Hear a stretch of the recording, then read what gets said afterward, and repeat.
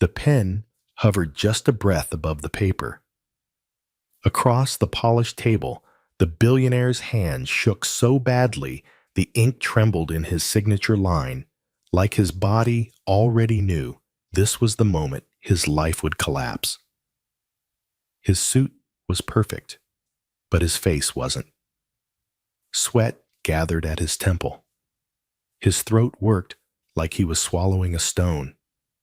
Around him, lawyers sat stiff and silent eyes fixed on the bankruptcy document as if it were a coffin lid waiting to be closed. Then, barely audible, someone spoke.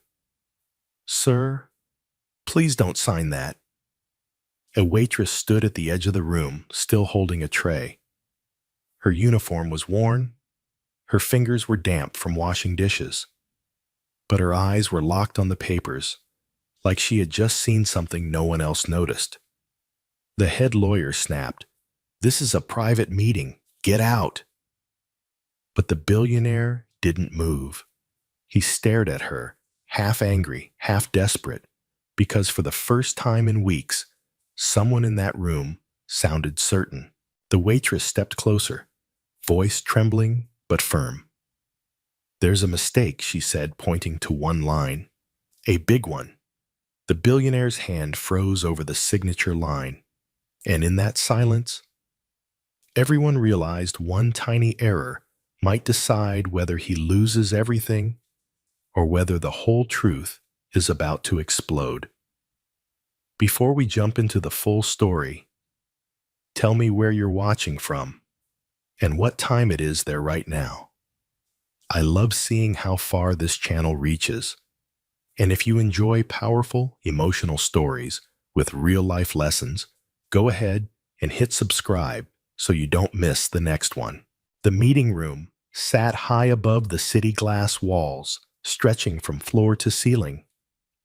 Outside, the skyline of Lagos shimmered under the afternoon sun. Busy roads, honking cars, people moving with purpose. Life was going on. But inside that room, time had slowed to a painful crawl. The man at the center of the table was Daniel Adebayo. For 25 years, his name had meant strength, power, control. Daniel Adebayo was the founder of Adebayo Global Logistics, a company that once moved goods across West Africa like blood through veins.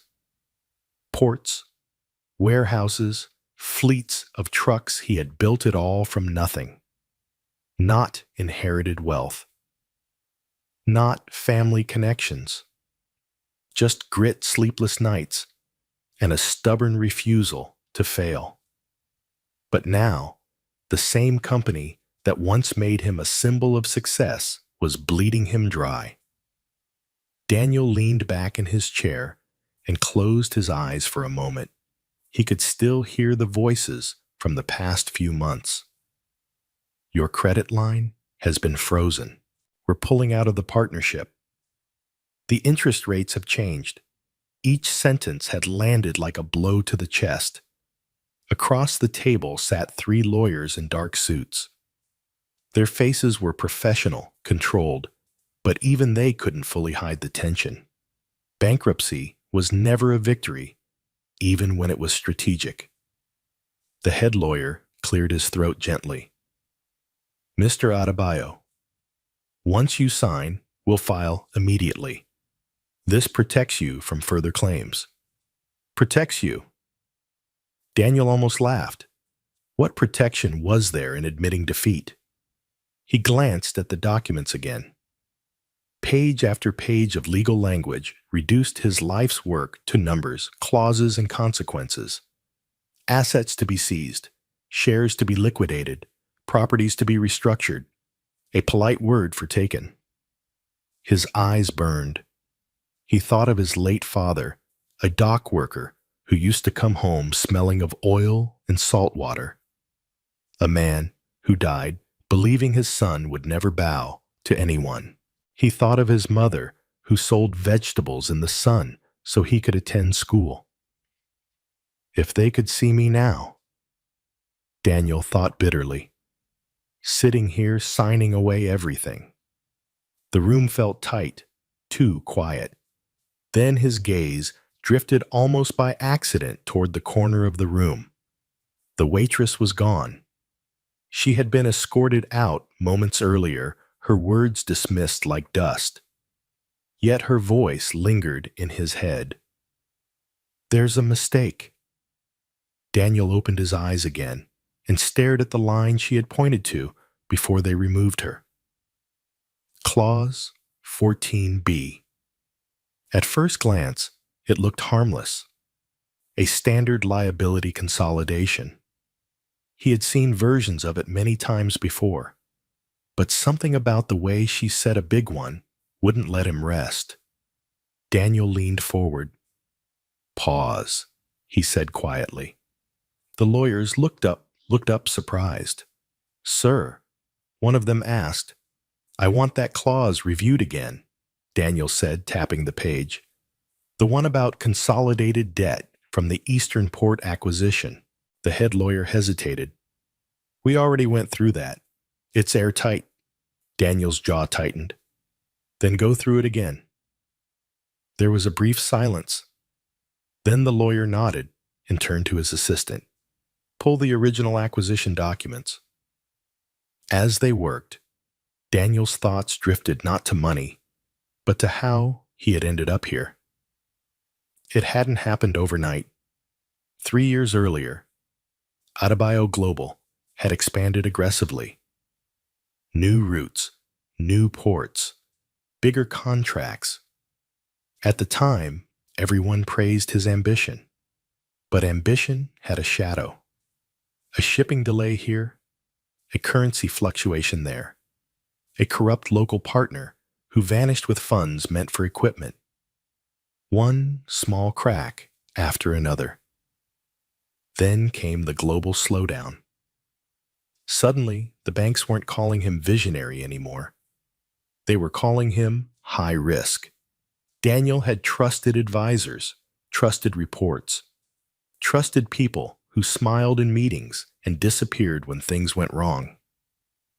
Now, only the lawyers remained. One of them frowned. "This is strange," he muttered. Daniel's heart thumped harder. What Daniel asked sharply. The lawyer didn't answer immediately. He flipped pages, scanned numbers, then leaned closer to the document. "The debt from Eastern Port. It's listed here as fully transferred to Adebayo Global," he said slowly. "But according to the acquisition agreement..." He stopped. Only 60% was supposed to be transferred. The remaining 40% stayed with the original holding company for 5 years. Daniel's breath caught. 5 years. "And how long has it been?" Daniel asked. The lawyer swallowed.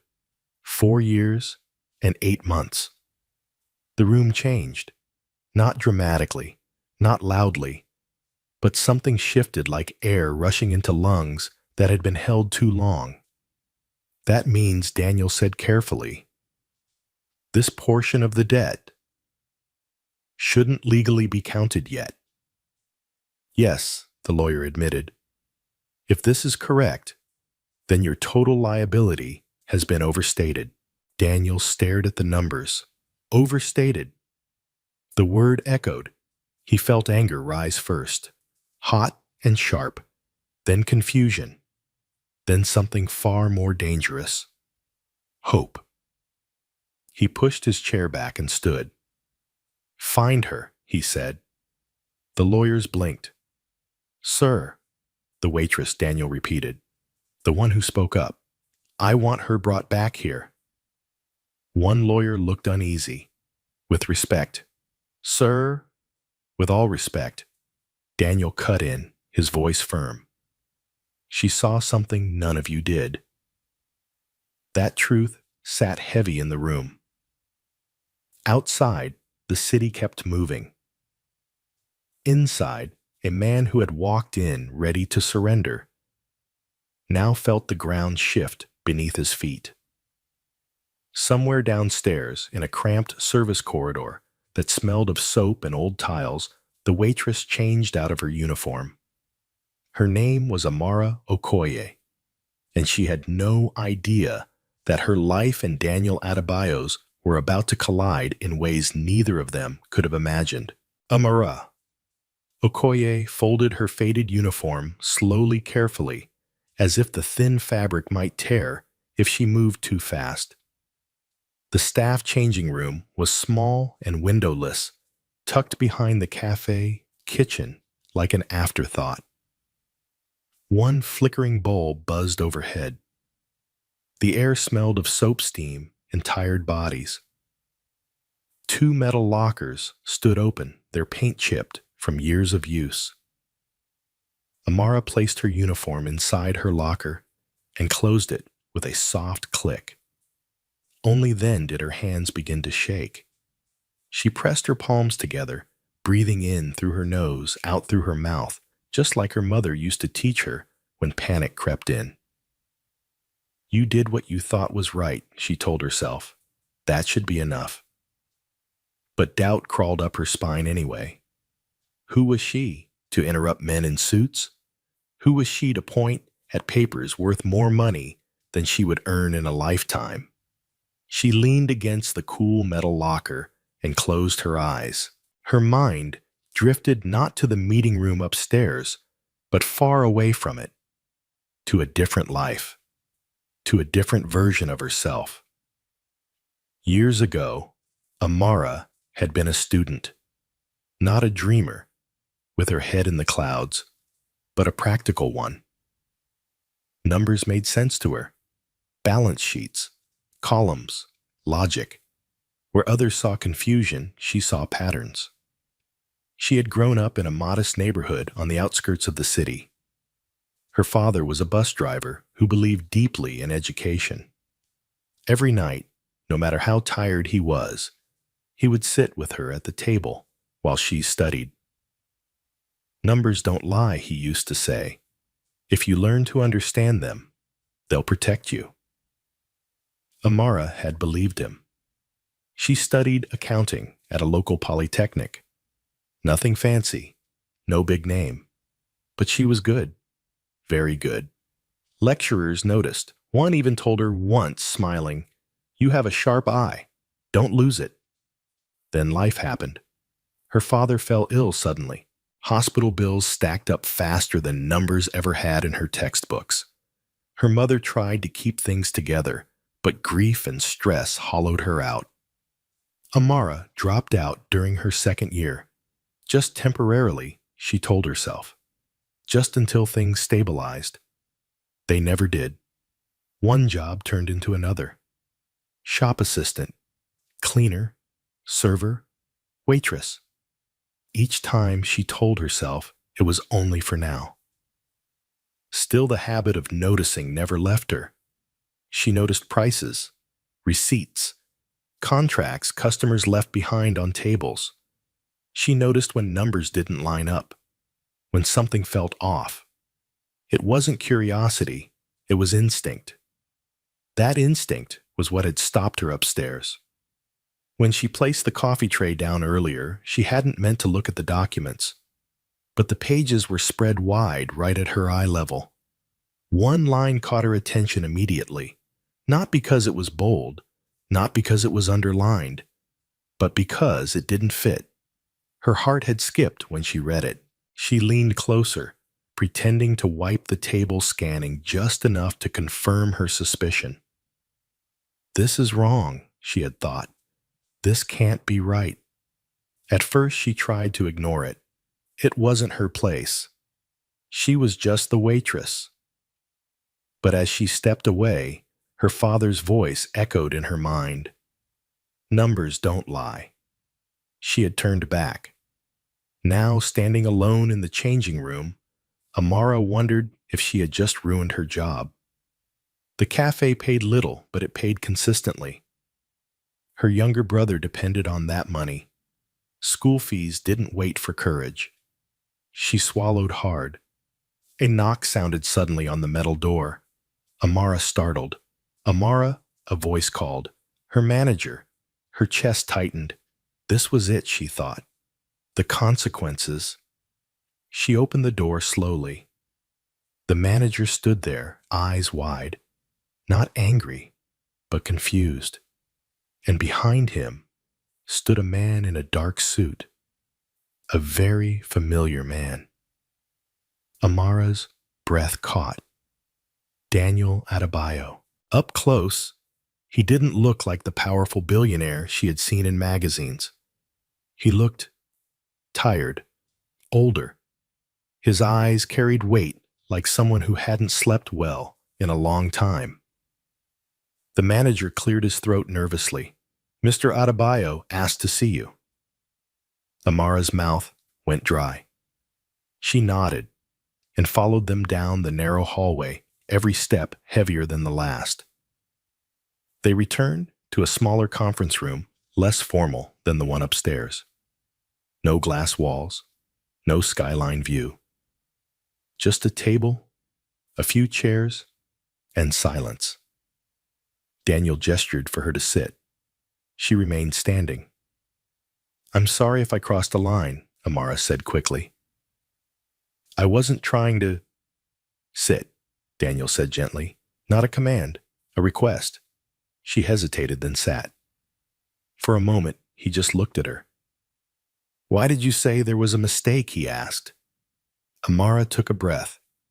Because there was, she replied softly. At least, I believe there is. The lawyers were not present now, just the two of them. Daniel leaned forward. Explain it to me, in your own words. Amara's fingers twisted together. I studied accounting, she began. Not all the way through, but enough to know how liabilities are structured during acquisitions. She paused, gauging his reaction. He nodded. Go on? When I saw that clause, she continued, it listed the entire debt, as if it transferred immediately. But acquisitions like that usually phase liabilities, especially when there's shared ownership. I remembered because I made that mistake once in class. Daniel raised his eyebrows slightly. You remembered a classroom example? Yes, Amara said, because my lecturer failed me for it. He said it was the kind of mistake that ruins companies. Silence filled the room. Daniel leaned back slowly. You didn't do this for money, he said. It wasn't a question. Amara shook her head. No, sir. Then why? She thought for a moment. Because if someone had told my father the truth when he signed his last loan, maybe things would have been different. Daniel's throat tightened. He nodded once sharply. You saved me from signing that paper today, he said. Do you understand? That Amara's eyes widened. I just pointed something out. You did more than that, Daniel said quietly. You spoke when everyone else stayed comfortable. He stood. I don't know what happens next, he continued, but I do know this. People like you don't belong washing dishes forever. Amara felt something stir in her chest. Not excitement, fear, because hope she had learned could be dangerous. Daniel walked to the door, then stopped. One more thing, he said, turning back. If this turns out the way I think it will, would you be willing to help us look through the rest? Amara swallowed. Yes, she said. Not because she was confident, but because, for the first time in years, someone had seen her not as a waitress, but as a mind. And that was a door she wasn't ready to close. The next morning arrived with a sky the color of dull silver. Amara Okoye stood outside the glass tower that housed Adebayo Global Logistics, her palms damp despite the cool air. She had never been this close to a corporate headquarters before, not as an employee, not even as a visitor. The building rose above her like a challenge, all sharp lines and reflective windows mirroring a world she had always observed from the outside. She checked the message on her phone again. 8:30 a.m. Conference Room C. Mr. Adebayo will be present. Her stomach tightened. Part of her still wondered if this was a mistake. Maybe the lawyers would laugh her out of the room. Maybe she would realize she had misunderstood something after all. Maybe yesterday's courage would look foolish in the harsh light of morning. She took a breath and walked inside. The lobby was quiet. Security checked her name against a list and directed her upstairs. As the elevator doors closed, Amara caught her reflection in the mirrored wall. Simple dress, flat shoes, hair pulled back neatly. She looked composed. Inside, her heart was racing. Conference Room C was already occupied when she arrived. Daniel Adebayo stood near the window jacket, off sleeves rolled up. He looked different today, less defeated, still tense, but alert like a man who had been given a reason to stay awake. Around the table sat two lawyers and a financial analyst, all with open laptops and stacks of documents. Their eyes flicked toward Amara as she entered curiosity mixed with thinly veiled skepticism. Daniel turned. "Good, you're here." He gestured to an empty seat beside him. Not at the end of the table. Beside him, the room noticed. Amara hesitated, then sat where he indicated. Daniel wasted no time. "We're going through everything," he said, tapping the pile of documents. "Every acquisition, every liability, every clause. And she," he nodded toward Amara, "will speak freely." One of the lawyers shifted uncomfortably. "Sir." "With respect." "With respect." Daniel interrupted calmly. "I signed off on respect before and nearly lost everything." Silence followed. Daniel turned to Amara.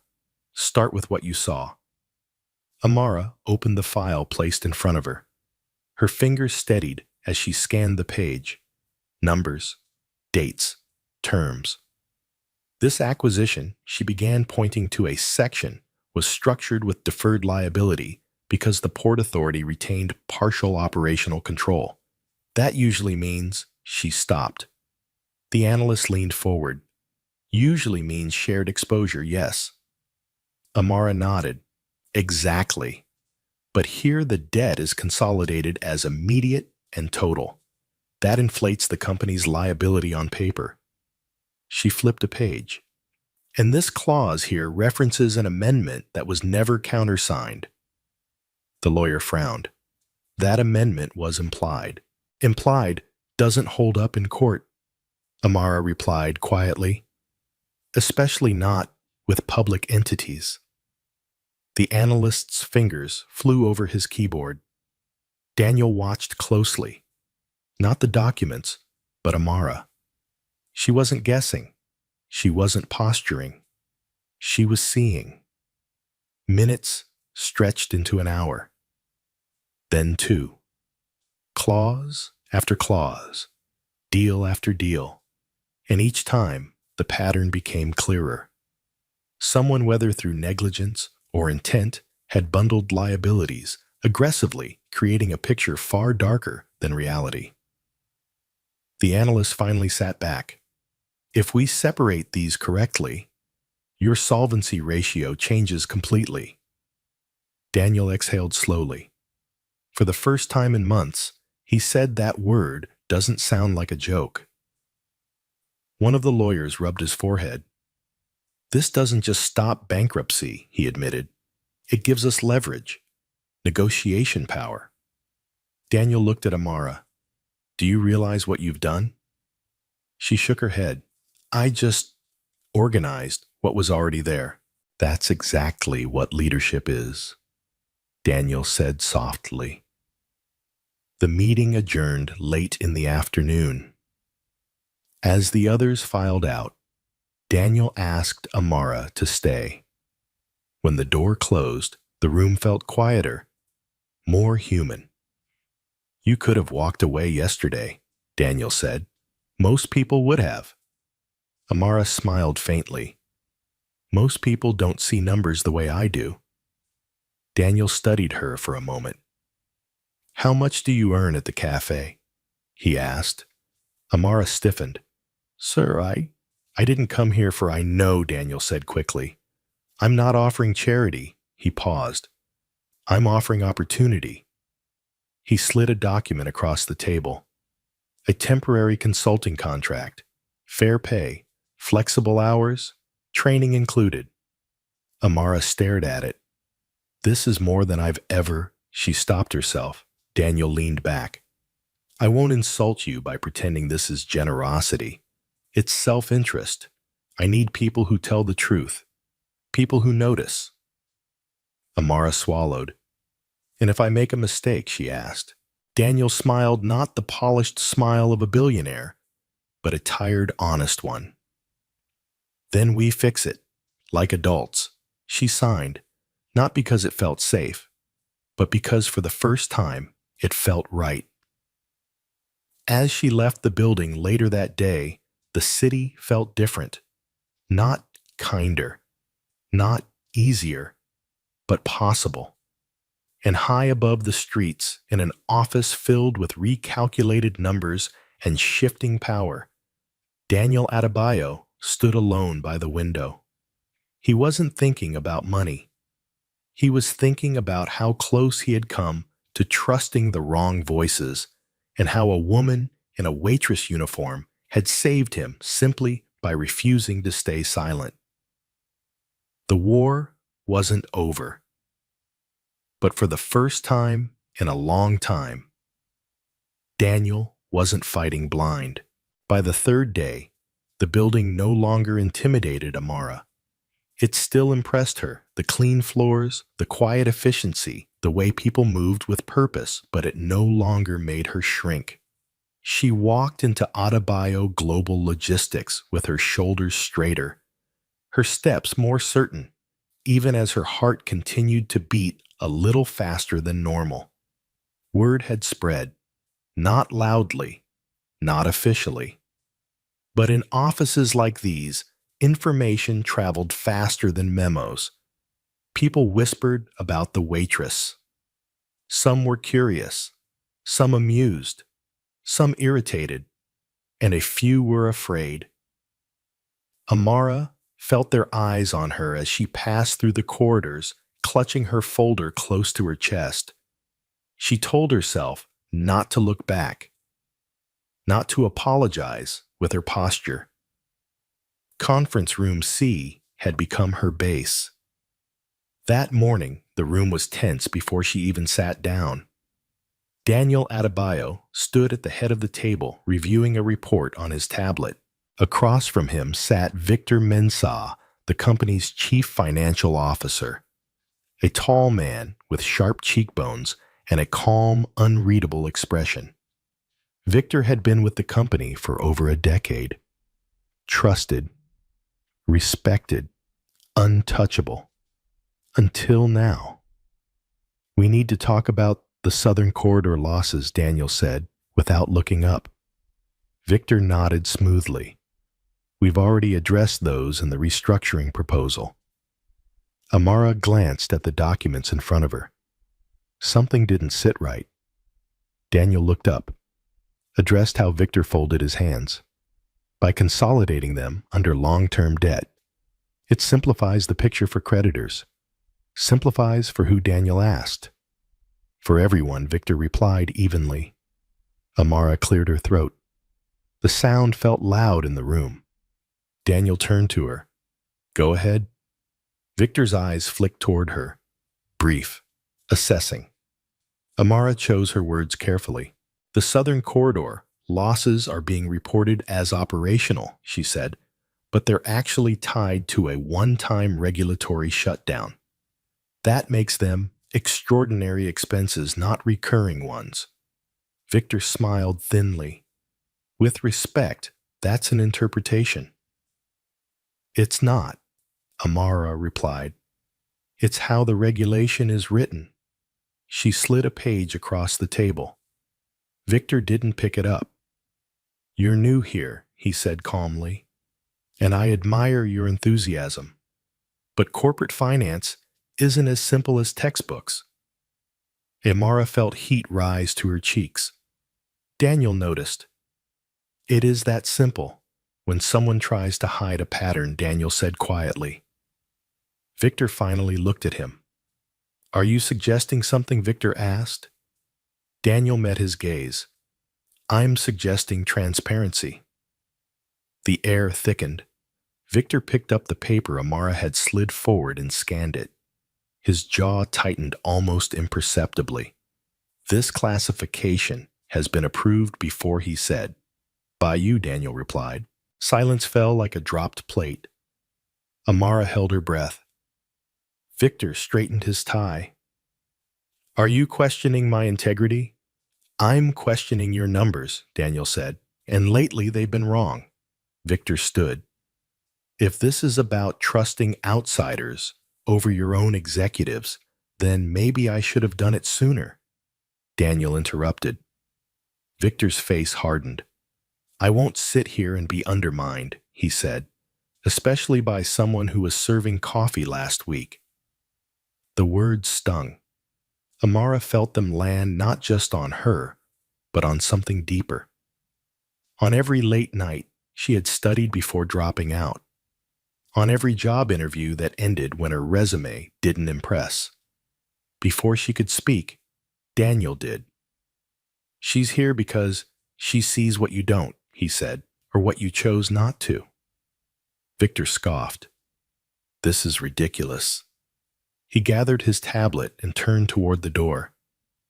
If you walk out, Daniel said calmly, consider it your resignation. Victor stopped. For a moment, Amara thought he might turn back, might argue, might fight. Instead, he smiled a cold, tight smile. You'll regret this, Victor said. Then he left. The door closed softly behind him. Amara exhaled shakily. Daniel sat down. You okay? He asked. She nodded, though her hands trembled. I didn't mean to cause. You didn't cause anything, Daniel said firmly. You exposed it. He leaned back, staring at the ceiling. For years, I thought loyalty meant silence, he continued. Turns out, silence nearly destroyed everything. The days that followed were brutal. Victor's departure sent shockwaves through the company. Audits were launched, accounts frozen. Long-ignored files were reopened. What they found was worse than Daniel had feared. Misclassified debts, inflated losses, strategic delays that benefited certain partners at the company's expense. Not enough to call it outright theft, but enough to call it manipulation. The press didn't know yet. The board didn't know yet. But they would. Amara worked late into the nights, her eyes burning, her mind sharp. For the first time since leaving school, she felt fully awake. Still, doubt crept in when she was alone. She wondered if Victor was right, if she didn't belong here, if this world would eventually swallow her whole. One evening, as she gathered her things, Daniel stopped by her desk. You did good today, he said. She smiled weakly. I made an enemy. Daniel nodded. That's how you know you're doing something right. She hesitated. What if this all falls apart? Daniel looked around the office, at the people working late, at the stacks of recalculated futures. Then we fall apart honestly, he said, not pretending everything is fine. Amara nodded slowly. Outside, the city lights flickered on one by one, and somewhere in the shadows, Victor Mensah watched his former company from a distance, his expression unreadable. This story was no longer about bankruptcy. It was about truth. And truth, once uncovered, never stops moving. The storm didn't arrive with thunder. It came quietly through emails marked confidential, through phone calls that ended too quickly, through board members suddenly requesting urgent clarifications. By the end of the week, Daniel Adebayo understood one thing clearly. Victor Mensah hadn't left peacefully. He had gone to war. Daniel stood in his office staring at the city below. The traffic crawled like veins under skin, endless and indifferent. In his hand was a printed email from one of the company's oldest creditors. "We are reconsidering our position. Concerns have been raised about internal instability." Internal instability. Daniel exhaled slowly. Across the room, Amara sat at the conference table, sorting documents into careful stacks. She looked calm, focused, but Daniel could see the tension in her shoulders. "They're being fed half-truths," Daniel said. "Victor is telling them I've lost control." Amara didn't look up. "He's telling them what scares them most." Daniel turned. "Which is uncertainty," she replied. "People fear what they don't understand. And right now, they don't understand why the numbers suddenly look different." Daniel rubbed his temple. "He's framing transparency as chaos." "Yes," Amara said, "because chaos makes people run back to familiar lies." A silence settled between them. Daniel studied her. "You've thought about this before," he said. Amara paused, then nodded. "When my father was sick, the hospital kept changing our bills. Every time we asked questions, they told us not to worry, that they were handling it." She met Daniel's eyes. They weren't. Daniel felt something twist in his chest. "Victor is counting on you getting tired," he said. "On you backing down." Amara shook her head. "I've already been tired. For years." That afternoon, the board meeting was called. No delay, no preparation time, just pressure. The boardroom was larger than conference room C, long, polished table, high-backed chairs. Portraits of past executives lining the walls like silent judges. Daniel sat at the head. Amara sat 2 seats away from him. She could feel the eyes on her immediately, some curious, some hostile, some dismissive. One board member cleared his throat. "Daniel, we've received troubling information." Daniel nodded. "I assumed you would." "Your CFO resigned," abruptly another said. "Your financials are being restated. Creditors are uneasy." A third leaned forward. "And now, we're told a junior consultant," his eyes flicked to Amara, "is influencing major decisions." Amara's stomach tightened. Daniel's voice was steady. "She's not junior. She's accurate." A murmur rippled through the room. "This company has always relied on experience," a woman at the far end said coolly. "Not improvisation." Amara swallowed. Daniel turned slightly toward her. "Show them." Amara stood. Her legs felt unsteady for the first step. Then the second felt easier. By the third, she was grounded. She connected her laptop to the screen. "I won't take much of your time," she began. "I'll just show you what was hidden in plain sight." She walked them through it slowly, not with arrogance, not with anger, with clarity. She explained how liabilities had been bundled, how timing had been distorted, how fear had been used as a tool. She showed projections, before and after corrections. The room grew quiet, not skeptical quiet, thinking quiet. One man adjusted his glasses. "If this is correct," "It is," Amara said gently. "And it doesn't make the situation worse. It makes it honest." The woman who had spoken earlier studied the screen. Why wasn't this flagged? Before Daniel answered, before Amara could.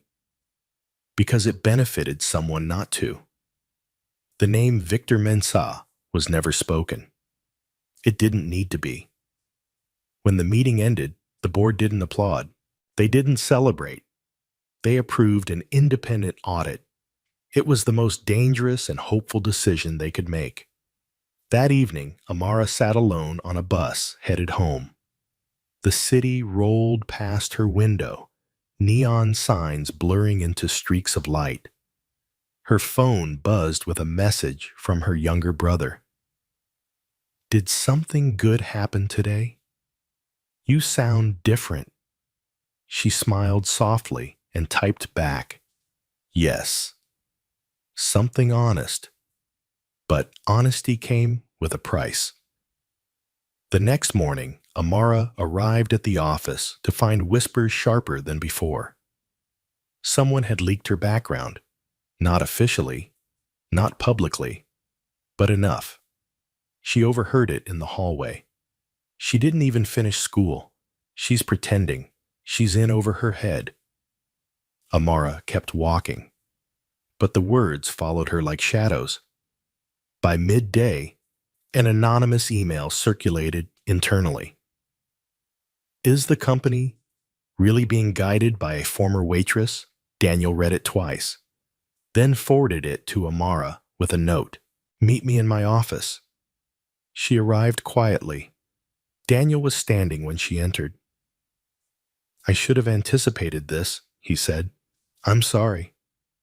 Amara shook her head. "I knew it wouldn't be easy." Daniel studied her. "Do you want me to shut this down? One announcement, and it stops." She thought about it, about how many times in her life someone else had spoken for her. "No," she said. "Let them look." Daniel raised an eyebrow.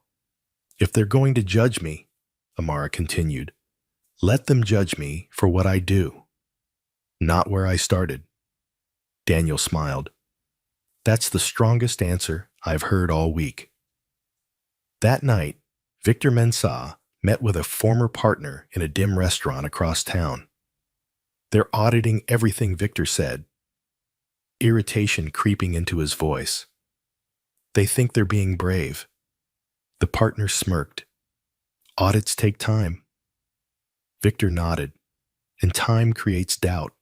He took a sip of his drink. "All I need is for one mistake," he said. "One crack." Back at Adebayo. Global. Amara stared at her screen long after most employees had gone home. She wasn't thinking about Victor. She was thinking about something else she had noticed. Something small, something buried, and something that didn't yet have a name. Her fingers hovered over the keyboard, just like Daniel's pen once hovered over the bankruptcy papers. And once again, everything depended on whether she chose to speak. Amara didn't sleep that night. The ceiling above her small room seemed to pulse with every thought racing through her mind. She lay on her thin mattress phone, glowing in her hand, as she reviewed screenshots she had taken earlier. Tables of figures, timestamps, ledger notes that most people would never notice. But she noticed.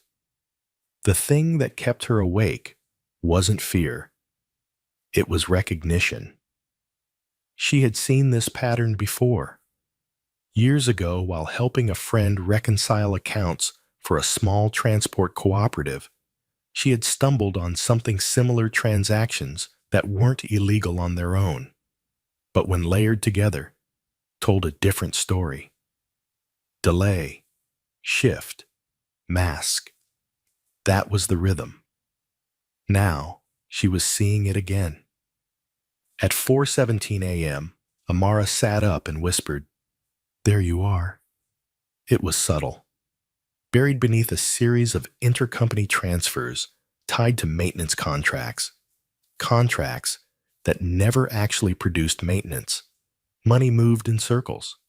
Expenses appeared and disappeared. Losses were reported where there should have been none. By dawn, her eyes burned and her head throbbed. But she was certain of one thing. Victor Mensah hadn't just manipulated numbers. He had built a system. At 7:30 a.m., Amara was already at the office. Daniel found her hunched over her laptop, coffee untouched beside her. "You look like you fought the night and lost," he said gently. She looked up. "I didn't lose." She turned the screen toward him. "I think he's been siphoning money." Daniel's expression didn't change, but his jaw tightened. "Show me." She walked him through it carefully. No accusations, no dramatics, just evidence. Vendor contracts that always went to the same shell companies. Maintenance fees for facilities that had been shut down. Delays that justified penalties. Penalties paid to entities tied back to Victor through layers of intermediaries. Daniel leaned back slowly. "This isn't mismanagement," he said. "It's orchestration." Amara nodded. "If we accuse him without proof, he'll destroy us. But if we follow the pattern, we expose him." Daniel finished. He exhaled. "That's a dangerous road." Amara met his eyes. "So is staying silent." By mid-morning, the audit team arrived. Independent, unaffiliated, clinical. They asked questions, took copies, requested access. Victor Mensah was notified formally. That afternoon, Daniel received a call from an unknown number. He answered it on speaker. "You're making a mistake," Victor's voice said smoothly. "Funny," Daniel replied. "I was thinking the same about you." "You've let sentiment cloud your judgment," Victor continued. "That girl has a name." Daniel cut in. "And she's not the one who moved money in circles." A pause, then a softer tone. "Daniel, we built this company together." Daniel's voice hardened. "I built it. You optimized it for yourself." The call ended without goodbye. The pressure escalated quickly after that. A former partner threatened legal action. A supplier suddenly demanded upfront payment. Rumors reached the press, nothing concrete, but enough to raise eyebrows. One headline read, "Adebayo Global faces internal turmoil amid leadership shakeup." Amara read it on her phone during lunch and felt her chest tighten. "I didn't want this to become public," she said quietly. Daniel nodded. Truth rarely asks for permission. The board called another meeting. This time, the mood was colder. One member leaned forward.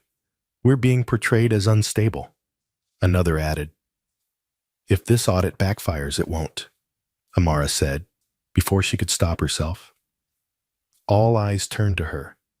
She inhaled, "Because numbers don't panic. People do." Daniel smiled faintly. But later that day, doubt found its way in. Amara overheard two employees whispering near the elevator. "She's dragging us down. This is above her level." The words hurt more than she expected. That evening, Daniel found her alone in conference room C again, staring at the city lights. "Do you regret it?" he asked. She thought for a moment.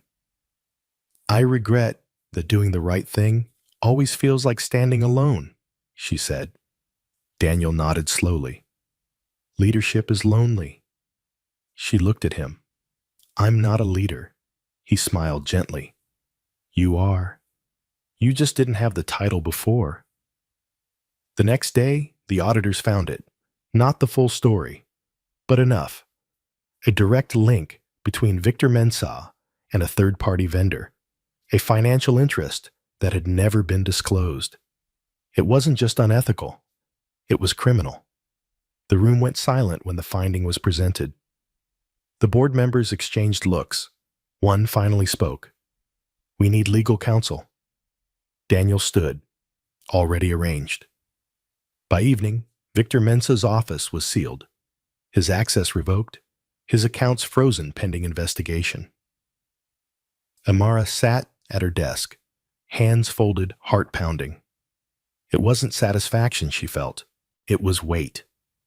Because exposing the truth didn't feel like winning. It felt like responsibility. Later that night, as she packed up to leave, her phone buzzed with a message from an unknown number. "You think you've won. Be careful." She stared at the screen, then deleted the message. Fear crept in, but so did something else, resolve. She had crossed the line now. There was no going back to invisibility. And somewhere in the city, Victor Mensah watched the walls close in his carefully constructed world, cracking under the pressure of a woman who refused to look away. The story had reached a point of no return, and the cost of truth was about to be tested. The silence after the auditor's report was heavier than any shouting match could have been. Daniel Adebayo sat alone in his office long after sunset, the city below glowing in restless patterns. For the first time since the crisis began, the company was no longer fighting rumors, it was confronting facts. And facts he knew were unforgiving. Across the building, lights flicked off one by one. Employees went home with unanswered questions, uncertain futures, and quiet fears. Adebayo Global Logistics was no longer just a company under financial pressure. It was a company under moral examination. Amara felt that weight too. She stood at the bus stop outside the building, her bag slung over her shoulder, her phone clutched in her hand. Every passing car made her flinch slightly. Victor's message from the night before replayed in her mind. "Be careful." She told herself it was intimidation. Empty words. But something about the timing unsettled her. At home, her mother noticed immediately. "You're carrying something heavy," she said gently as Amara set her bag down. Amara hesitated, then sat. "I didn't mean to change anything," she said quietly. "I just didn't want to ignore the truth." Her mother nodded. "Truth has a way of rearranging rooms," she said, "even when we don't ask it to." That night, Amara dreamed of numbers falling like rain columns, collapsing balances, shifting everything, rearranging itself until nothing looked familiar anymore. The next morning, the storm broke. News outlets picked up the audit story. Not all the details, those were still sealed, but enough to paint a picture. Internal investigation launched at Adebayo Global, former CFO under scrutiny. Phones rang nonstop. Daniel called an emergency leadership meeting. This time, there were no raised voices, no accusations, just exhaustion. "We need to stabilize," one executive said. "Staff morale is dropping." "And creditors," another asked. "They're watching closely." Daniel listened, then turned to Amara. "What do you see?" he asked. The room paused. Amara took a breath. "I see two choices," she said slowly. "We can try to control the narrative, or we can tell the truth ourselves." A murmur rippled through the table. "Full transparency." Someone scoffed. "That's risky." "So is silence," Amara replied. "Right now, people assume the worst. If we don't speak, others will speak for us." Daniel nodded. Prepare a statement, he said. Clear, honest, no spin. After the meeting, Daniel pulled Amara aside. You don't have to be the face of this, he said. I won't put you in that position. She looked at him. I don't want to hide. He studied her. Are you sure? She nodded.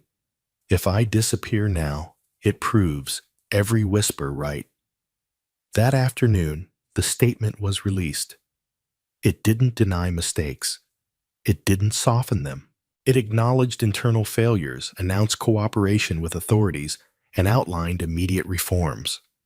The response was mixed. Some praised the honesty. Others smelled blood. But one thing was clear. Adebayo Global was no longer pretending. Inside the company, reactions were raw. Some employees avoided Amara. Others quietly thanked her. A few stopped her in hallways, their voices low. My father lost his pension because of things like this, one man said. I'm glad someone finally spoke, but not everyone felt that way. Late one evening, as Amara prepared to leave, she found her desk drawer open. Nothing was missing. But someone had been there. Her heart raced. She went straight to Daniel's office. This might sound paranoid, she said, but someone went through my things. Daniel's expression hardened. You're not paranoid. He picked up the phone. Security. Increase coverage on her floor and walk her to transport tonight, Amara protested. I don't want special. You don't want vulnerability, Daniel said firmly. Neither do I. That night, as she rode home in a company vehicle, Amara stared out the window at familiar streets that now felt strangely distant. Her life had shifted faster than she could process. Back at the office, Daniel received another call. This one from a board member. Victor is offering to cooperate, the voice said, in exchange for leniency. Daniel closed his eyes. And he claims he was pressured, that others were involved. Daniel exhaled slowly. They always say that he replied, but doubt crept in anyway. What if Victor wasn't alone? What if the corruption went deeper? The next few days were a blur of meetings, interviews, legal consultations. Amara worked relentlessly, cross-checking accounts, documenting everything. Her name was no longer whispered. It was known. With recognition came scrutiny. A reporter approached her outside the building one afternoon. Did you really used to be a waitress? The woman asked. Amara paused. Yes, she said. I still am in some ways. The reporter frowned. What does that mean? It means I serve the truth, Amara replied, just in a different room now. The quote went viral. So did the backlash. Online comments were cruel. She's just lucky. This is a publicity stunt. She'll be replaced soon. Amara read them once, then stopped. One evening, Daniel found her sitting quietly in the break room, staring at her hands. You're allowed to be tired, he said. She smiled faintly. I don't feel tired. I feel awake. Like if I close my eyes, I might miss something important. Daniel nodded. That's the cost of caring. The audit expanded. More irregularities surfaced. Victor Mensa was officially charged. The company's future hung in balance, not just financially, but ethically. Then came the call that changed everything. Daniel stood in the doorway of conference room C, his face unreadable. They've frozen one of our major accounts, he said. A precaution. Amara's heart dropped. That could cripple operations. It could, Daniel agreed. Unless, he looked at her, unless you're right about the contingency reserves. She blinked. Those are restricted. On paper, Daniel said. But you noticed something about their classification. Amara's mind raced. Yes, she said slowly. If we can reallocate legally, We might survive this. Daniel nodded. This is it, he said. The moment that decides whether we stand or fall. Amara looked at the screen, at the numbers at the path forward, and the risk it carried. Once again, the truth demanded action. And this time, the stakes were everything. The room felt smaller than it had ever been. Conference Room C, once a place of quiet recalculations and cautious hope, now carried the weight of a final test. The contingency reserves sat on the screen like a locked door. The numbers were there. The logic was sound. But legality lived in the margins, and margins were where companies died. Amara stood with her hands resting on the back of a chair, eyes fixed on the projections. Daniel sat opposite her jacket, draped over the chair beside him, sleeves rolled up again. The habit had returned. He only did that when he was preparing for impact. If we move these funds, Daniel said slowly, we keep operations alive for 6 months. Payroll, contracts, the ports. And if we're wrong, Amara replied, just as slowly, we hand our enemies the weapon they're waiting for. Silence. The building hummed around them. Air conditioning distant footsteps, the city breathing through the glass. Amara closed her eyes and pictured the regulation again. The footnote. The clause no one ever read twice. They're restricted for capital expansion, she said, but expansion includes stabilization under regulatory threat. Daniel leaned forward. Which this is? Yes, Amara said. But we need written confirmation, not interpretation. Daniel exhaled. Time we don't have.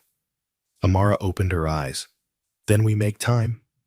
She pulled up her phone and scrolled to a contact she hadn't touched in years. A name.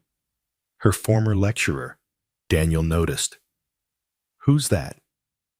The man who failed me, Amara said softly, and taught me to be precise.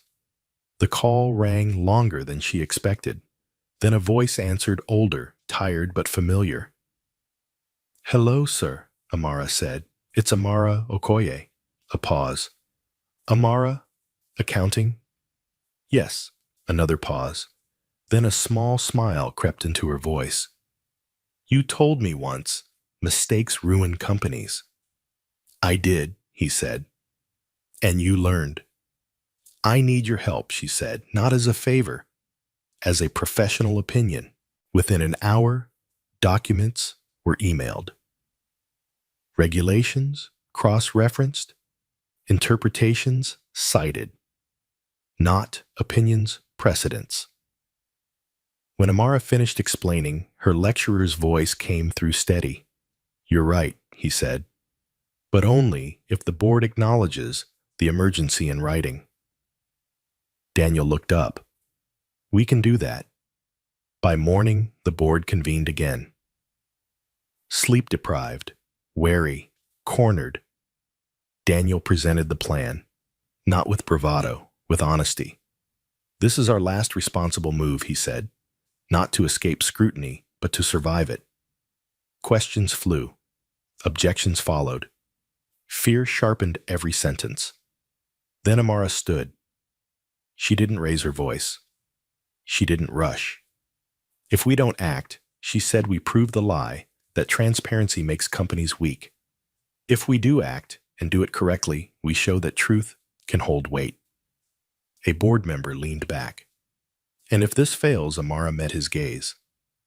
Then we fail having told the truth, not hiding behind it.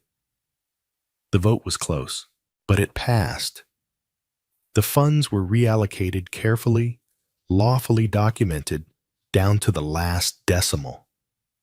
Operations continued, barely, but enough. The relief was not celebration. It was breathing room. Outside the boardroom, Daniel leaned against the wall and laughed once, short, disbelieving. You just saved us again, he said. Amara shook her head. We saved ourselves. The next weeks tested that claim. Creditors circled. Media pressed harder. Employees waited.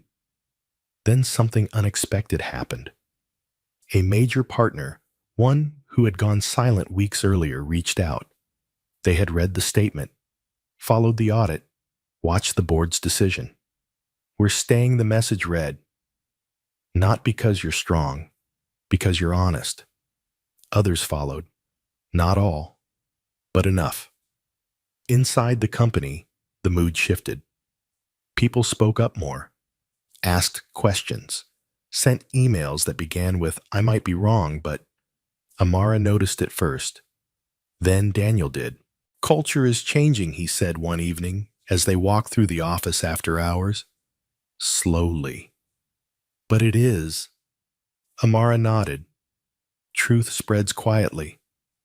But the quiet didn't last. One afternoon, security stopped a man at the lobby, asking for Amara by name. Daniel watched the footage with a sinking feeling. Victor Mensah. He hadn't been arrested yet. Legal wheels turned slowly. But he had come in person. Daniel instructed security to escort him to a private meeting room. Against advice. Against instinct. Victor sat alone when Daniel entered, hands folded neatly on the table. He looked thinner, less composed. Bold. Victor said, smiling faintly, Meeting me now. Daniel didn't sit. You asked for this. Victor nodded. I wanted to see her. Daniel's eyes hardened. That won't happen. Victor leaned back. You know she doesn't understand what she's done. She understands. Exactly, Daniel said. That's why you're here. Victor's smile faded. I protected this company, he said. I made decisions you didn't want to make. You made decisions for yourself, Daniel replied. Victor's gaze drifted to the window. You think this ends with me? Daniel said nothing. Victor stood. There are others, quiet ones. They won't come to light so easily. Daniel held his ground. Then they should be afraid. Victor paused at the door. Be careful who you trust. Now, he said softly, heroes get lonely. When Victor left, Daniel felt the chill linger. That evening, Amara sensed something was wrong before Daniel said a word. He came, Daniel admitted. Her chest tightened. What did he want? To remind me this isn't over. Amara nodded slowly. He's right. Daniel studied her. Does that scare you? She thought of her mother, her brother, the life she had almost lived if she had stayed silent. Yes, she said honestly, but it doesn't stop me. Daniel smiled. Outside, the city glowed again, imperfect, relentless, alive.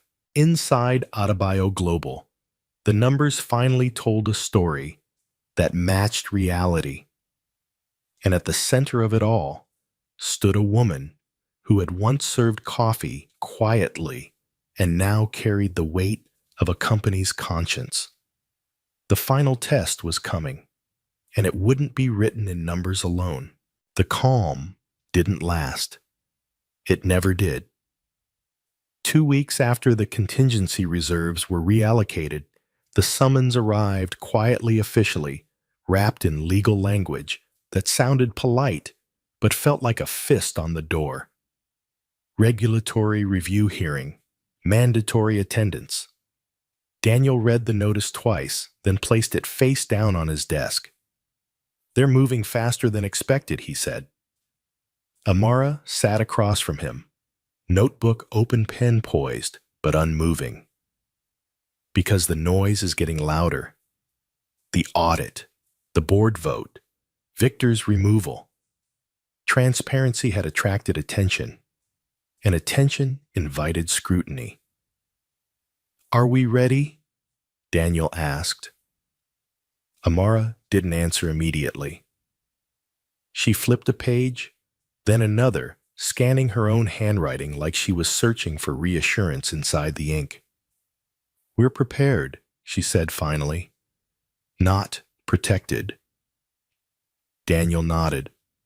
Honesty doesn't come with armor. The hearing was scheduled for Friday morning. The days leading up to it were relentless. Lawyers rehearsed statements. Executives reviewed timelines. Amara built a clean narrative. Numbers aligned footnotes, annotated precedents, cited. She slept little, ate less, and spoke only when necessary. On Thursday night, Daniel found her still at her desk at nearly midnight. "Go home," he said gently.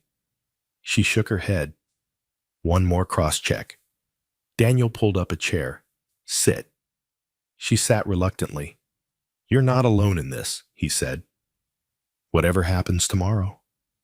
Amara studied him. "You don't regret trusting me." He smiled. "I regret not trusting someone like you sooner." Friday arrived heavy and gray. The regulatory building was old stone walls, high ceilings, corridors that swallowed sound. It smelled faintly of dust and ink. Daniel walked in with his legal team. Amara followed, clutching a folder that felt heavier than its contents. The room filled slowly. Officials, observers, a few journalists, no Victor. The lead regulator, a woman with sharp eyes and a voice that cut cleanly through noise, opened the session. "This review concerns financial disclosures, internal controls, and governance practices at Adebayo Global Logistics," she said. "We will proceed with questions."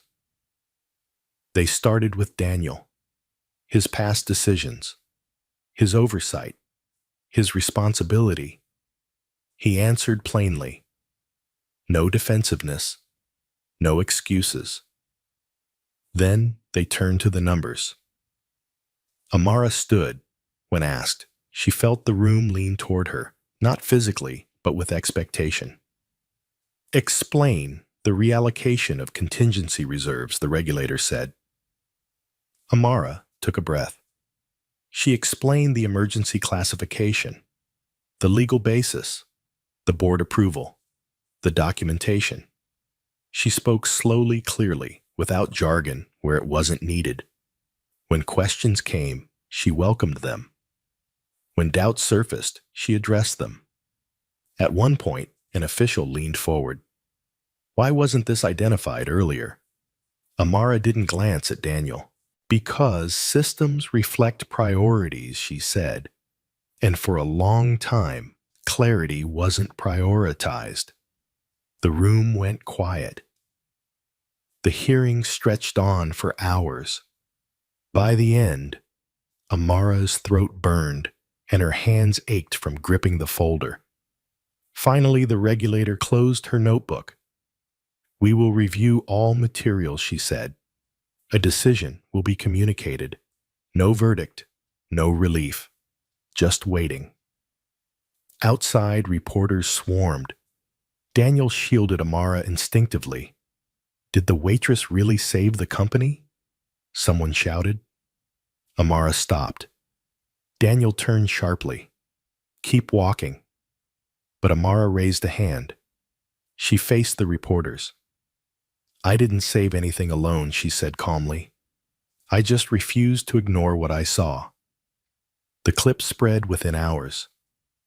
That evening, as Amara rode the bus home, her phone buzzed repeatedly. Messages from unknown numbers, supportive notes from former colleagues, a single text from her brother. "People at school are talking about you. They sound proud." She smiled softly. At home, her mother watched her quietly as she set her bag down. "You stood in front of powerful people today," her mother said. "Did they listen?" Amara nodded. "They heard." That night, Daniel received another call, this one from the regulator herself. "Mr. Adebayo," she said, "we're expanding the review." Daniel's chest tightened. Because of concerns, because of patterns, she replied, and because your disclosures raised questions beyond your company. Daniel closed his eyes. Is that good news or bad? It's necessary, she said, and necessary things are rarely comfortable. When the call ended, Daniel stared at the dark window. The truth was doing what truth always did. Pulling threads. Somewhere, someone else would be exposed, and that meant resistance. The next morning, Amara arrived at the office to find an envelope on her desk. No return address. Inside was a single page. You should have stayed invisible. Her hands trembled. She folded the note and placed it back in the envelope. Then she walked straight to Daniel's office. He read it once, then tore it in half. This doesn't change anything, he said. Amara nodded. I know. But later that day, doubt found her anyway. She stood in the restroom staring at her reflection. The woman looking back at her didn't look like a hero. She looked tired, human. Is this worth it? She wondered. Then she remembered the meeting room, the pen hovering, the mistake no one wanted to see. Yes, it was. That afternoon, the first decision came through. Not a final ruling, but a directive. Adebayo Global is cleared to continue operations pending final review. Daniel exhaled for the first time in days. Amara sat down slowly, her knees weak. They weren't safe, but they weren't falling. The battle wasn't over, but they had held the line. And somewhere beyond the walls of offices and hearings, something bigger was shifting. Because one person had refused to stay invisible. The directive brought relief, but it didn't bring peace. Adebayo Global could continue operating, yes. Trucks kept moving. Ports stayed open.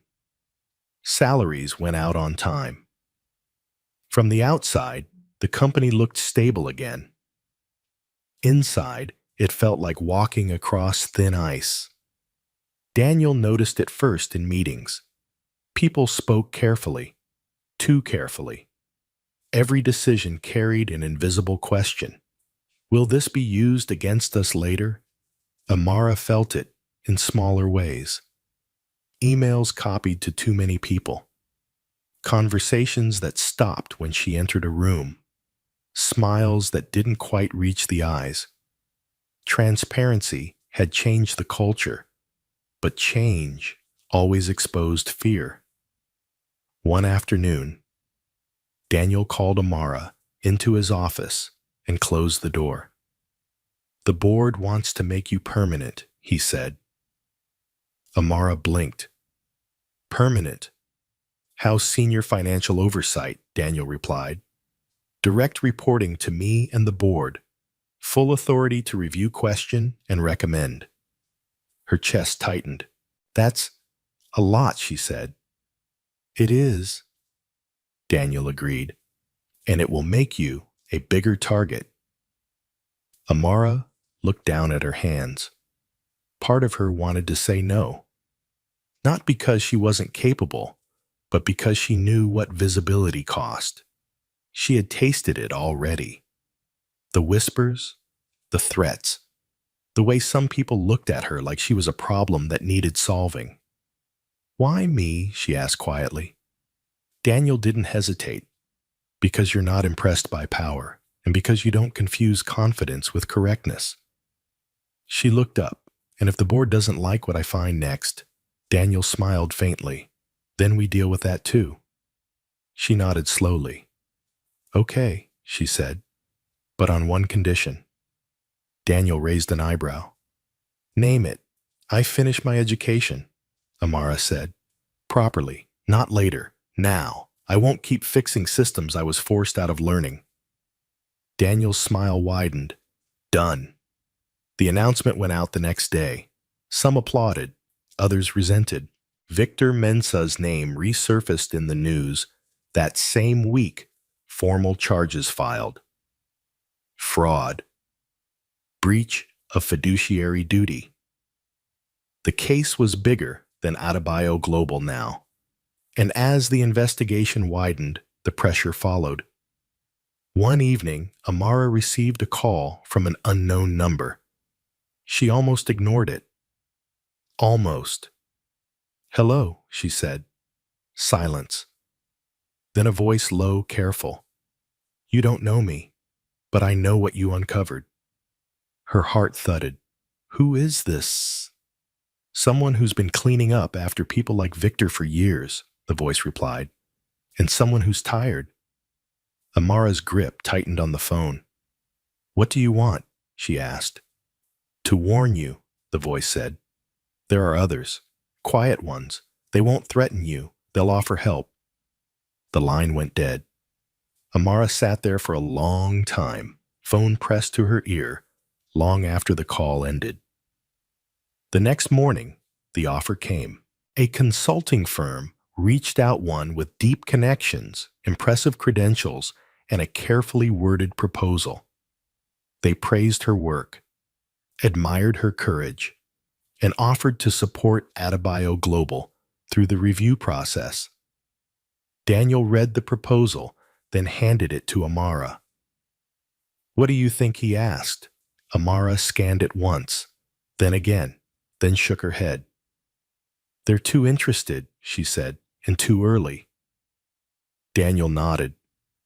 "My instinct, too." Amara pointed to a clause.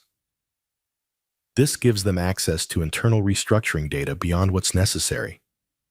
Daniel leaned back. "So they'd know where to apply pressure."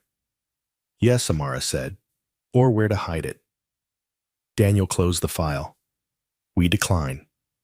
The refusal didn't go unnoticed. Within days, a minor operational issue, normally resolved quietly, was reported publicly. A shipment delay. Nothing serious. But it was framed dramatically. Adebayo, Global faces continued challenges. Despite reforms, Amara read the article and felt her jaw tighten. "They're testing us," she said. Daniel nodded. "They want us tired." That night, Amara stayed late again. She wasn't reviewing old accounts this time. She was designing something new, a system, clear reporting paths, automated flags, mandatory cross-checks, no single point of control. Daniel stood beside her screen watching. "This will slow things down," he said. "Yes," Amara replied, "but it will make manipulation expensive." He smiled. "You're changing how this company breathes." She didn't look up. "I am making sure it can." Weeks passed. The regulator requested additional documentation, then fewer. The tone shifted subtly. Less suspicion, more analysis. One afternoon, Daniel received an internal memo from the review panel. "Your cooperation has set a standard." He forwarded it to Amara with a single word. "Thank you." She stared at the message longer than she expected. That evening, she sat with her mother on the small balcony of their apartment, watching the city lights blink on. "People are watching you now," her mother said softly. "Does that frighten you?" Amara thought about it. "Yes," she admitted, "but it also reminds me why I started." Her mother smiled. "Then keep starting." The next board meeting felt different. Less tense, more open. When Amara presented the new oversight framework, there were questions, but no resistance. One board member nodded slowly. "This would have saved us years ago." Amara met his gaze. "It will save us years from now." After the meeting, Daniel walked with her down the hallway. "You realize he said you're no longer just fixing a company." Amara glanced at him. "What am I fixing?" "An example," Daniel replied. "People are paying attention." She exhaled. That's what scares me most. Daniel stopped. Why? Because examples come with expectations, she said, and I'm still learning. Daniel smiled gently. So is everyone worth following? That night, Amara opened an email confirming her re-enrollment.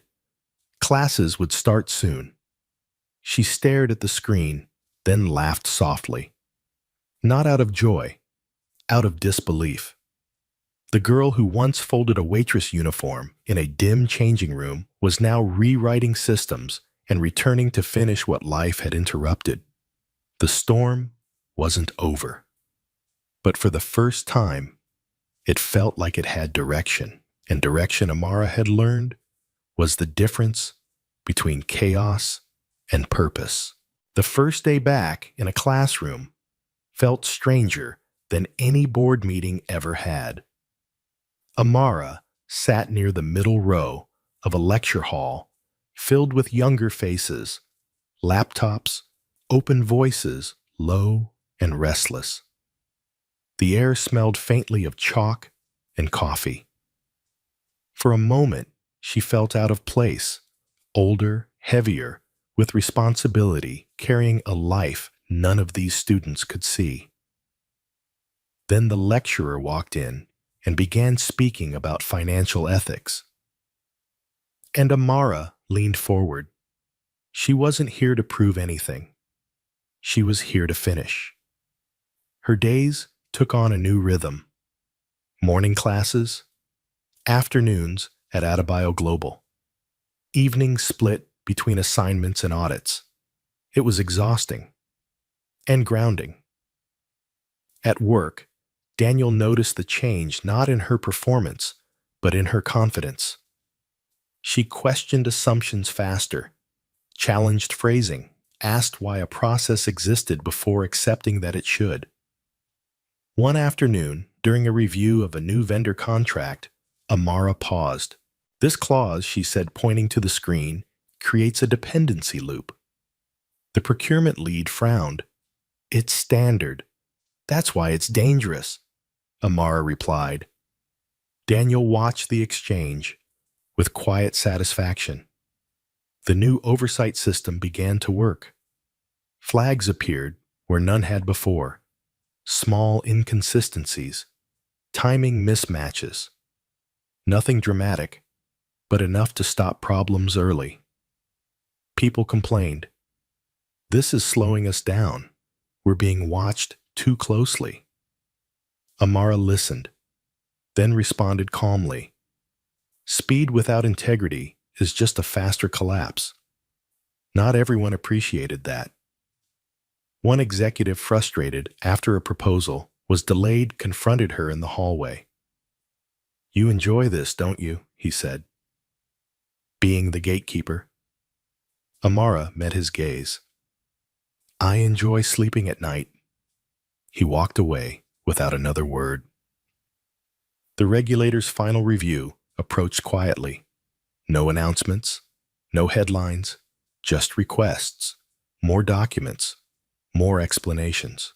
Daniel and Amara worked side by side late into the evenings, the city outside dark and patient. One night, Daniel broke the silence. You know, he said, when this is over, people will say, I was lucky. Amara glanced at him. Were you? Daniel considered it. Lucky that you spoke. Lucky that I listened. Amara nodded. Listening is a skill. Not everyone has it. Daniel smiled. I'm still learning. The final hearing was shorter than the first. Less interrogation. More confirmation. The lead regulator flipped through her notes, then looked up. We've reviewed the expanded audit, she said. We've examined governance changes, and we've interviewed staff at multiple levels. She paused. Adebayo Global made serious mistakes, she continued. But you confronted them directly, without deflection, without delay. Daniel held his breath.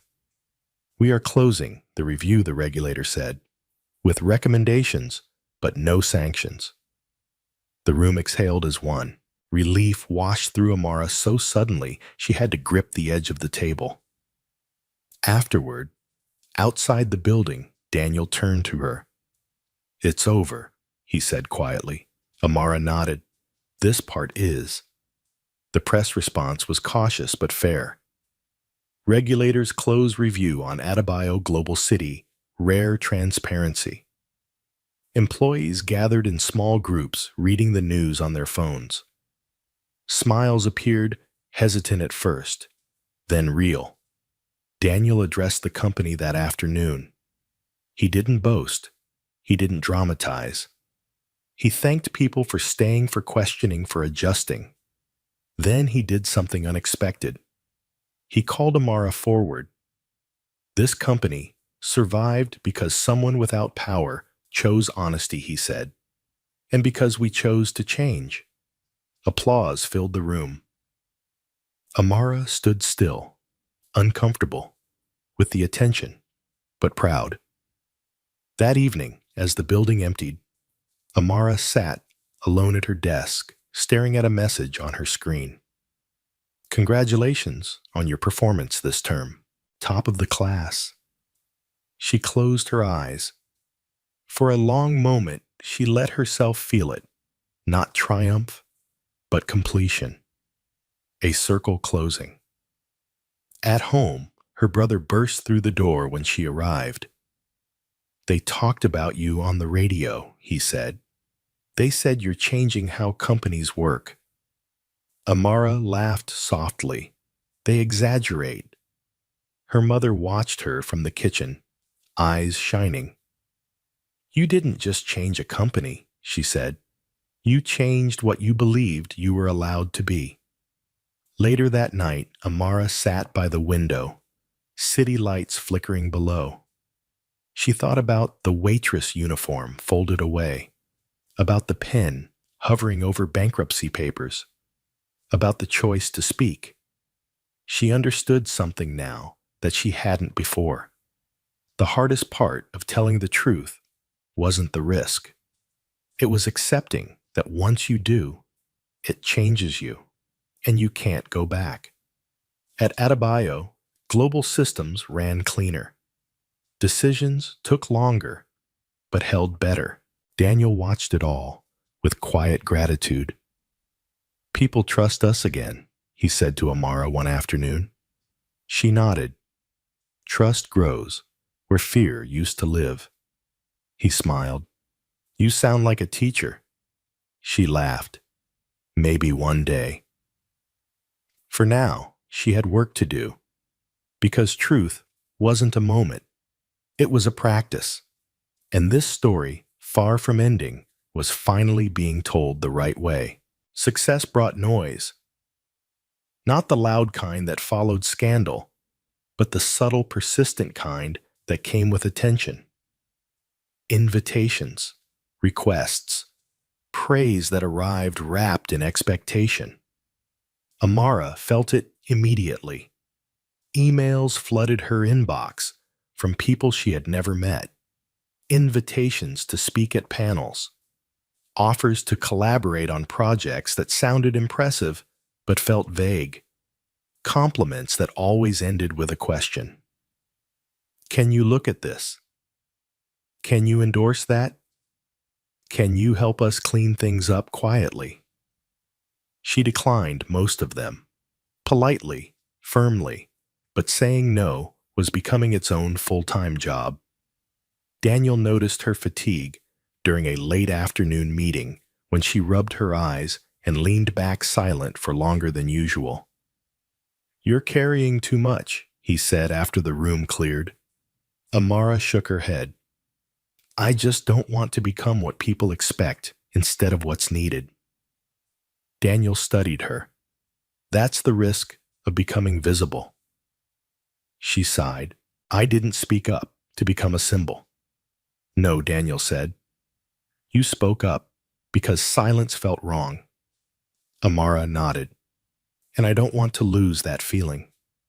The test came sooner than she expected. A new opportunity landed on Daniel's desk, one that promised rapid expansion into a neighboring region. Big contracts, government backing, the kind of deal that could double Adebayo Global's revenue within a year. The board was excited, too excited. This could reposition us completely, one member said. After everything we've been through, this is momentum. Daniel didn't respond immediately. He looked at Amara. What do you see? He asked. Amara reviewed the documents carefully. Once, twice. Then her brow furrowed. There's pressure in this, she said slowly. A rush. Another board member waved a hand. Of course there is. Opportunities don't wait. Amara met his gaze. Neither do consequences. She pointed to a clause buried deep in the proposal. This indemnity provision shifts long-term liability away from the partners and onto us. It's subtle, but it's there. The room quieted. The same board member frowned. That's standard. It's common, Amara replied. Not the same thing? Daniel leaned forward. What happens if we accept it? Amara inhaled. Short-term growth, long-term exposure. Exactly the kind that brought us to the edge before. Silence stretched. Then the pressure began. We can negotiate later. We can manage the risk. We can't keep being afraid. Amara listened, then spoke. This isn't fear, she said. This is memory. Daniel closed the folder. We don't move until this is restructured, he said. The vote was split. For the first time since the crisis, Daniel overruled the board. The backlash was immediate. One member resigned. Another threatened to. Rumors swirled again this time, framed as overcorrection. Fear disguised as prudence. Amara felt the weight of it settle on her chest. Had she become too cautious? Too controlling? That night, she sat alone in conference room C, staring at the same skyline she had watched months ago from the outside. Daniel joined her quietly. Do you think we made the wrong call? She asked. Daniel considered the question carefully. I think we made a hard one. She nodded. Sometimes I worry that truth makes people hesitate. Daniel smiled faintly. Truth doesn't slow progress. It chooses the right direction. The following week, the deal fell apart. Not because of Adebayo Global, but because the partners were exposed in a separate investigation. Hidden liabilities surfaced. Government backing vanished. The board went silent. One member cleared his throat. If we had signed, Daniel nodded, we'd be explaining ourselves again. Amara felt something release inside her, not triumph, but validation. That evening, Daniel called her into his office. I've been thinking, he said, about succession. Amara blinked. Succession. I won't run this company forever, Daniel continued. And when I step back, I want systems, not personalities, to lead. She nodded slowly. That's the only way it lasts. Daniel smiled. I want you to help design that. Amara hesitated. I don't want power for its own sake. I know, Daniel said. That's why you should help shape it. She agreed, but with boundaries. No personal branding, no shortcuts, no silence where questions belonged. The work was slow, deliberate. They rewrote policies, strengthened oversight, created channels where junior staff could question senior decisions without fear. It wasn't glamorous, but it was solid. One afternoon, a young analyst stopped Amara in the hallway. I wanted to say thank you, he said nervously. I pointed out an inconsistency in a report last week. My manager listened. Amara smiled. Good. He hesitated. That's new. She nodded. It shouldn't be. At home, her mother watched her juggle coursework and company responsibilities with quiet pride. "You look tired," she said one night. Amara smiled. "The good kind." Her brother chimed in. "They're using your story in school now." Amara groaned. "Please tell me they changed my name." He laughed. "No chance." She shook her head, amused and humbled. The final test arrived not as a crisis, but as a choice. A smaller company approached Adebayo Global for support. Struggling. Mismanaged. On the edge. The easy answer was no. The profitable answer was acquisition. Amara proposed something else. Support. Without control, she said. Guidance. Oversight. Time. The board resisted. "What's the return?" someone asked. Amara answered honestly. Trust, stability, a healthier industry. Daniel watched the room, then nodded. "We try." Months later, the smaller company stabilized. Jobs were saved. No headlines followed.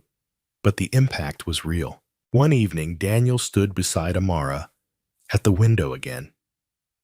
"You realize," he said, "this started with a mistake on a piece of paper." Amara smiled softly. "It started with someone choosing to look." Daniel nodded. "And choosing to listen." She looked out at the city, busy, imperfect, alive. She no longer wondered if it had been worth it.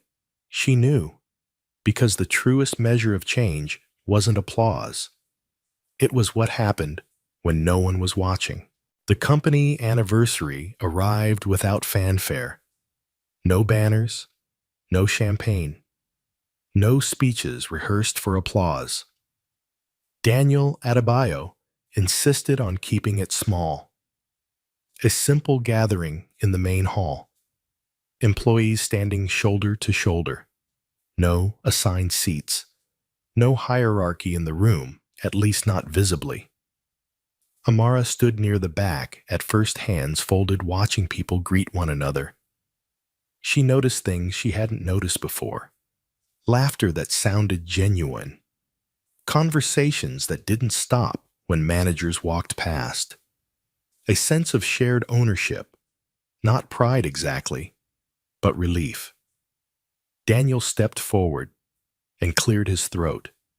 The room quieted. "I won't take long," he said, "because this year taught me something important. Long speeches usually mean short listening."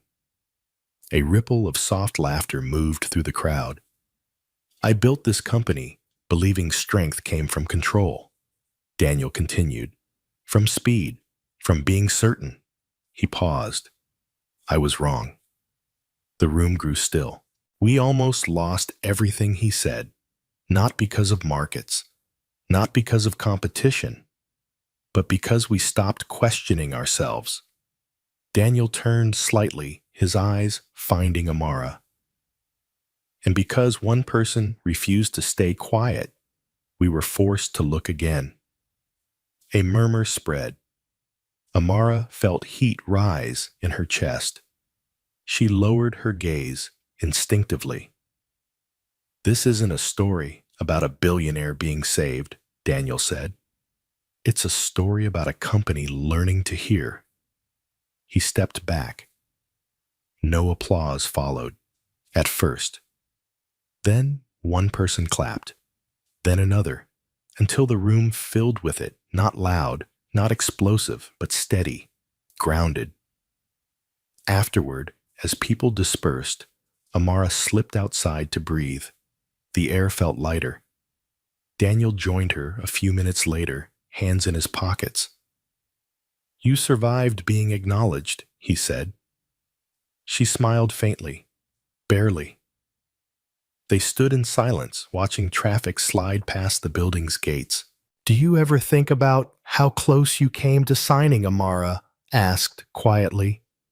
Daniel nodded. "More often than I admit." "And if you had?" she asked. He exhaled.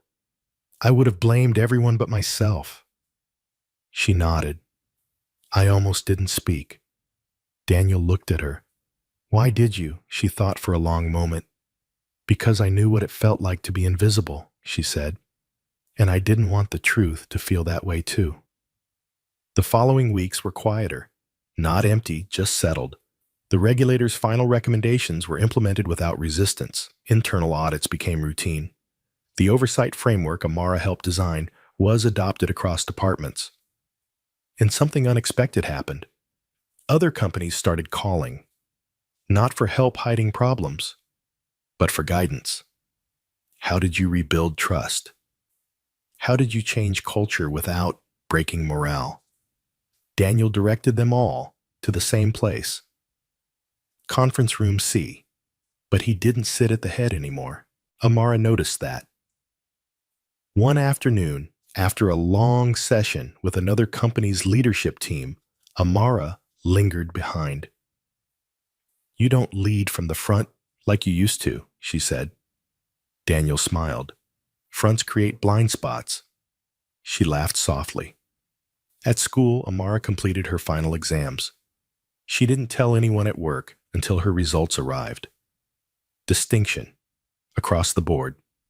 She stared at the email for a long time before forwarding it to Daniel with a simple note, finished. He replied seconds later. Proud of you. That evening, her mother cooked a meal that filled the apartment with warmth and memory. You closed a chapter, her mother said, placing a plate in front of her. But don't rush to open the next one. Amara smiled. I won't. Her brother grinned. Too late. You're already in the textbooks. She groaned. Please don't. Later that night, Amara sat alone by the window again. She thought about the uniform she no longer wore, about the pen that never touched the paper, about how everything changed because of one decision that felt small at the time. She didn't feel heroic.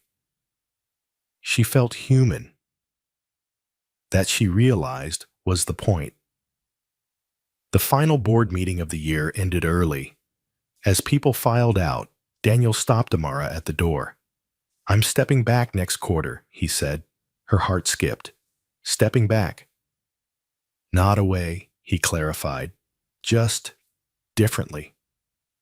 He handed her a slim folder. Inside was a proposal. Not a title, a structure, a council, rotating leadership, independent oversight baked into governance. I want you to chair the transition, Daniel said. Not lead forever. Just make sure the system holds. Amara closed the folder slowly. I'll do it, she said, but only if it stays bigger than me. Daniel smiled. It already is.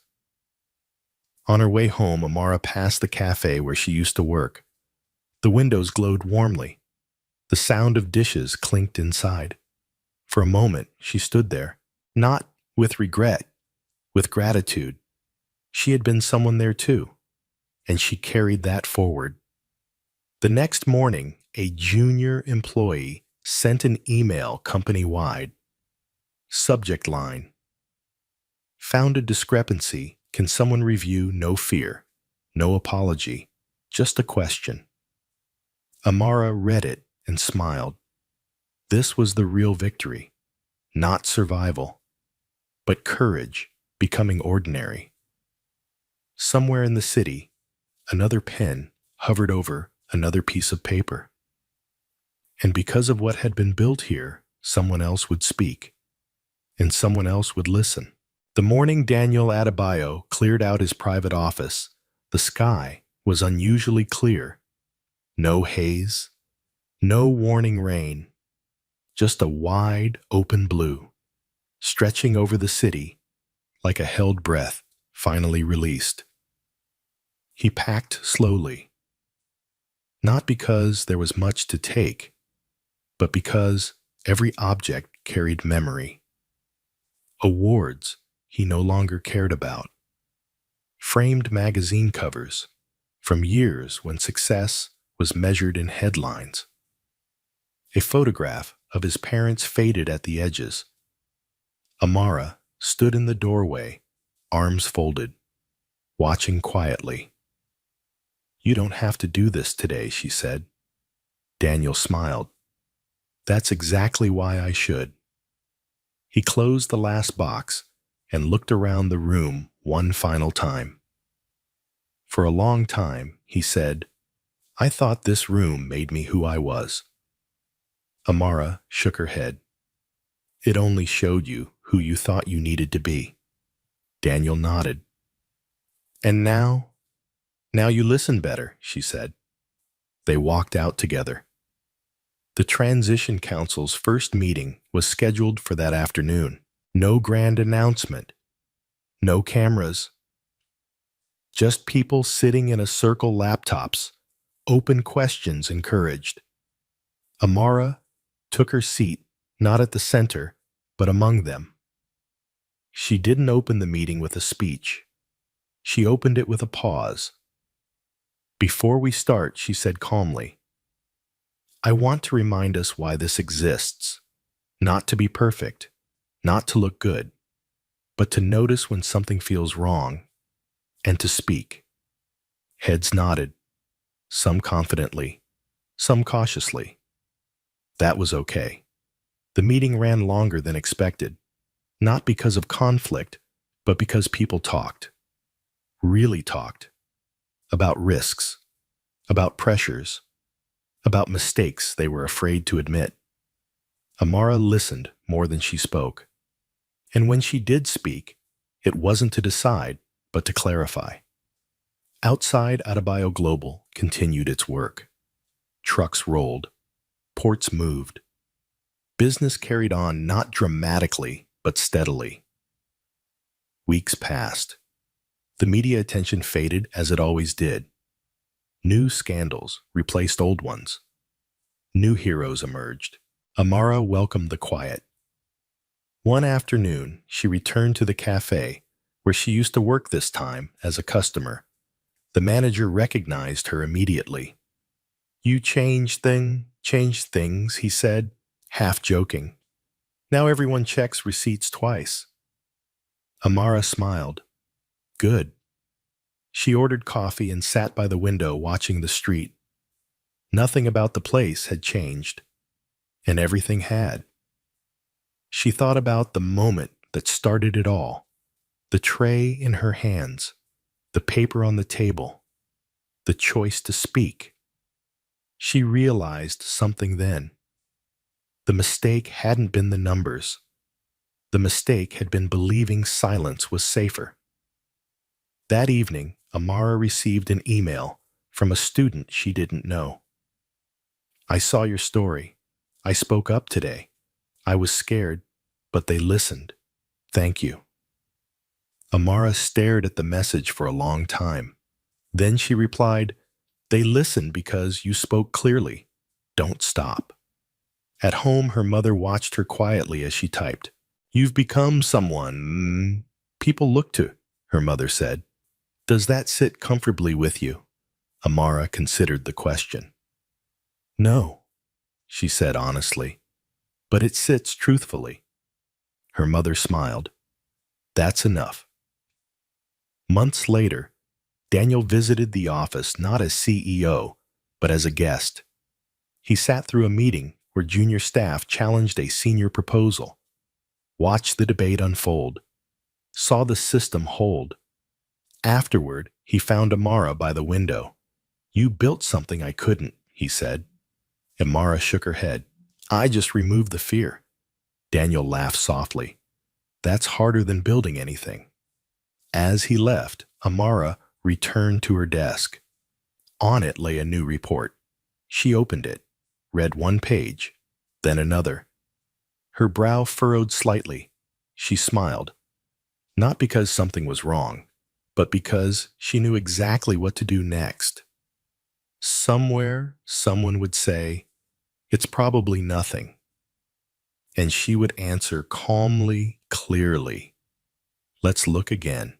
Because the world didn't change when a billionaire was saved from bankruptcy. It changed when a waitress proved that attention, courage, and integrity mattered more than titles. And that lesson, quiet, human, and powerful, would keep traveling. From table to table, from room to room, from voice to voice, as long as someone chose to speak. In life, the greatest turning points rarely come with noise or applause. They arrive quietly through small moments where we choose whether to stay silent or to speak. This story reminds us that kindness is not always soft and courage is not always loud. Sometimes courage looks like paying attention when others rush, like asking one more question when everyone else is tired, like believing that your voice matters even when the world tells you it doesn't. Goodness doesn't belong to titles. Truth doesn't belong to the powerful. And hope doesn't belong only to those who are already winning. It belongs to anyone willing to stand up with honesty, even when fear whispers that silence is safer. So here's a question for you. Have you ever noticed something wrong, but stayed quiet? What might have changed if you spoke? Share your thoughts in the comments. Your story could inspire someone else to find their voice. And if this story moved you, please subscribe to the channel. So together, we can keep telling stories that remind us of the power of being human.